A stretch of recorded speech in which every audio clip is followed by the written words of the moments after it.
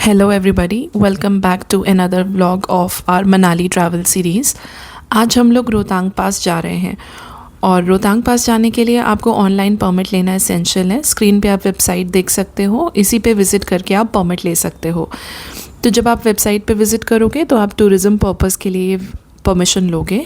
एक दिन में लिमिटेड व्हीकल्स अलाउड हैं पेट्रोल और डीजल के, तो आप ऑलरेडी अपनी परमिशन 1 या 2 दिन पहले ले लो, वो ज़्यादा बेटर रहेगा। इस तरीके का एक फॉर्म होगा जिसे आप फिल करके सबमिट करोगे और आपको परमिट मिल जाएगी। तो रोहतांग पास जाने के लिए हमने एक कैब बुक करी थी, क्योंकि हम कोई भी स्ट्रेस नहीं लेना चाहते थे। तो हमने कैब ड्राइवर से बात करी और उन्होंने कहा कि परमिशन वगैरह वो खुद ही ले लेंगे और हमें उसके लिए कुछ करने की ज़रूरत नहीं है। तो ये ऑप्शन भी अच्छा है, क्योंकि इससे आराम से हमने व्यूज़ को एंजॉय करते हुए अपनी जर्नी कंप्लीट करी और स्ट्रेस फ्री होकर आप ट्रैवल कर सकते हो अगर आप कैब से जाते हो तो। कतरैन से रोहतांग पास जाने में हमें अप्रॉक्सीमेटली 2 से ढाई घंटे का टाइम लगा, क्योंकि बीच बीच में 1-2 जगह रुककर हमने कुछ फ़ोटोग्राफ्स भी ली थी, सीनिक व्यूज़ एंजॉय कर रहे थे। जहाँ वाटरफॉल जा सकते हैं आप।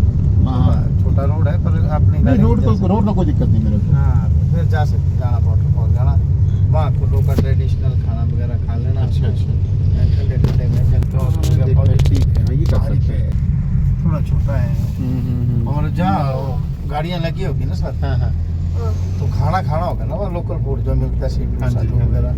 वो खाने में क्या मिलेगा? खाने में जैसे सीटू वहाँ खाया जा सकता है। सीटू थाली मिलेगी ना, तो पहले एक थाली ले लेना आपने ना, समझ आ गया तो फिर दूसरा ले लेना, नहीं समझ आए तो फिर एक से ही, मतलब बिना मतलब नहीं। ठीक है, सही बात है। डिस्टेंस कितनी है लगभग वहाँ से? नगर से जाना पड़ेगा ना जी। समझ गया, ठीक है। तो नगर कैसल से पड़ेगा वो कम से कम 12-15 किलोमीटर के आसपास। जैसे मुक्तेश्वर भी गए हैं उत्तराखंड में, इवन पंगोट एक जगह है नैनीताल से ऊपर है बर्ड सेंचुरी। इस लेन से भी आप इसको 60% अप कर दो, ऐसी सड़क है पूरी वो।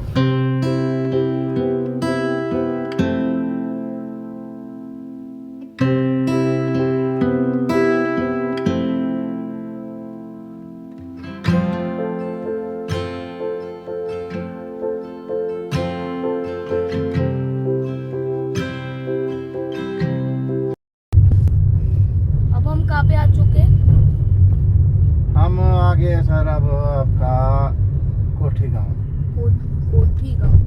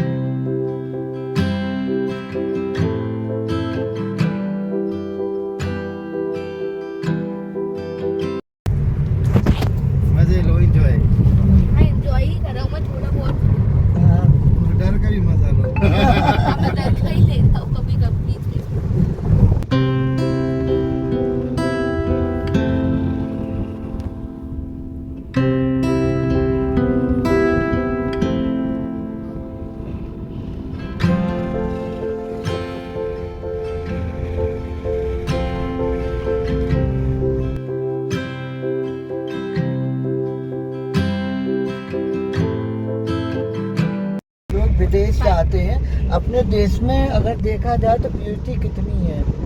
विदेश से अच्छे है जी अपने देश। ये सब बहुत बढ़िया है, पर पता होना चाहिए कि आपने जाना कहाँ। हाँ।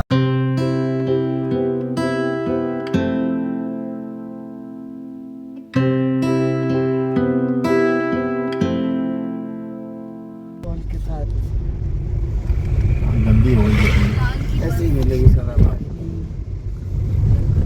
ऐसे ही मिलेगी। देखो आपसे बीच बीच में बर्फ तो ऐसे ही मिलेगी।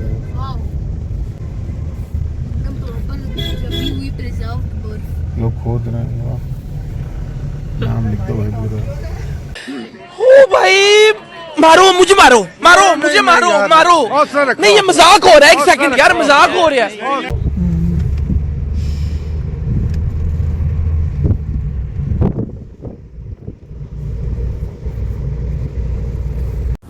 तो फाइनली हम रोहतांग पास पहुंच गए और सामने ये जो स्नो कैप्ड माउंटेन्स हैं, इनका तो अलग ही एक्सपीरियंस था। चारों तरफ बस ये ब्यूटीफुल स्नो कैप्ड माउंटेन्स ही नज़र आ रहे थे। रोहतांग पास अगर आप ट्रैवल करते हैं तो आप सन ग्लासेस ज़रूर लीजिए, क्योंकि यहाँ पे यूवी रेज़ का एक्सपोजर बहुत हाई होता है, तो उसके लिए मैंडेटरी है कि आप सन ग्लासेस यूज़ करें। इसके अलावा आपको वार्म क्लोथ्स ज़रूर रखने चाहिए। यहाँ पे हवा बहुत तेज़ चलती है, तो विंड चीटर टाइप अगर कुछ क्लोथिंग रखते हैं तो वो बेस्ट होगा। और यहाँ पे खाने पीने के ऑप्शन में आपको मैगी, टी, कॉफ़ी, बस यही सब मिलेगा। इसके अलावा एक ज़रूरी एडवाइस ये भी है कि यहाँ पे ऑक्सीजन लेवल थोड़ा कम ही रहता है, इसलिए आपको खुद को हाइड्रेटेड रखने की ज़रूरत है।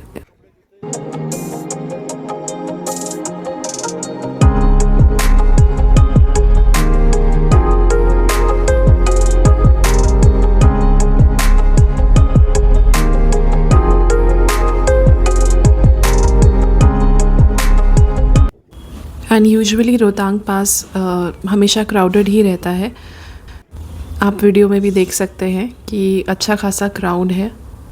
ऑल्दो लिमिटेड परमिशंस ही दी जाती हैं रोहतांग पास के लिए, लेकिन स्टिल आप देख सकते हैं कि क्राउड अच्छा खासा हो जाता है।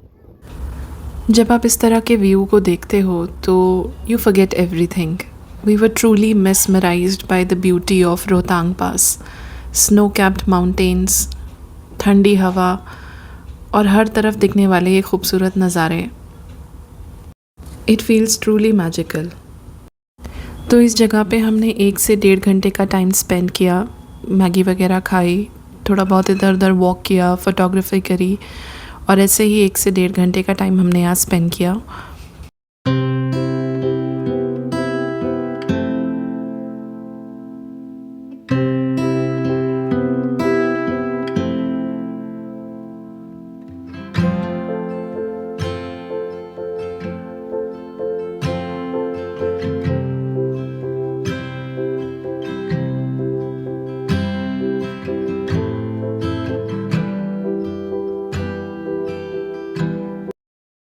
और अब हम आ गए हैं अपनी जर्नी के एक और एक्साइटिंग पार्ट में, which is Atal tunnel Rohtang.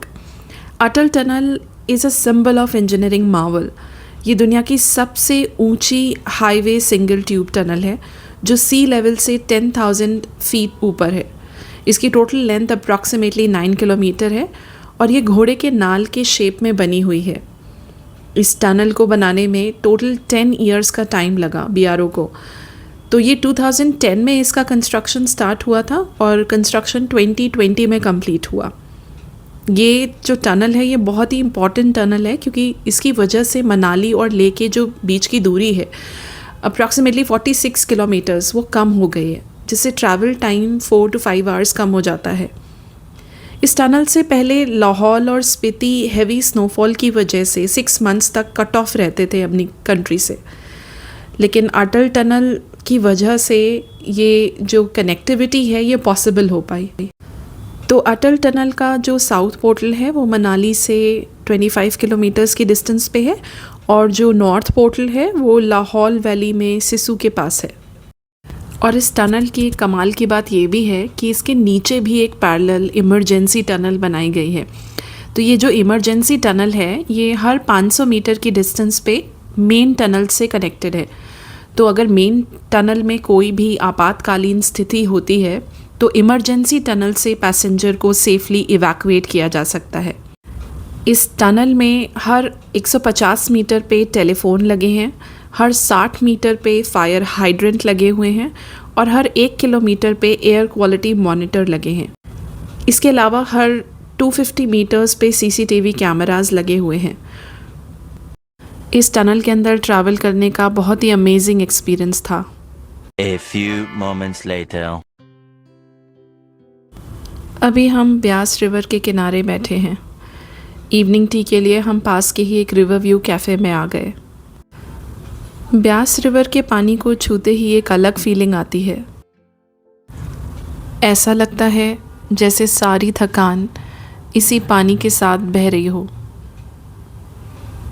City life में हम हमेशा कुछ ना कुछ चेज़ करते रहते हैं, कभी डेडलाइंस, कभी कॉल्स, कभी टारगेट्स।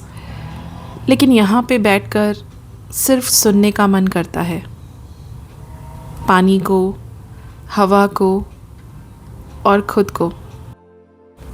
तो ये थी आज के सफ़र की कहानी। अगर आपको अच्छी लगी हो तो वीडियो को लाइक एंड शेयर करिए और चैनल को सब्सक्राइब करिए। मिलते हैं अगले सफ़र में एक नई जगह और एक नई कहानी के साथ।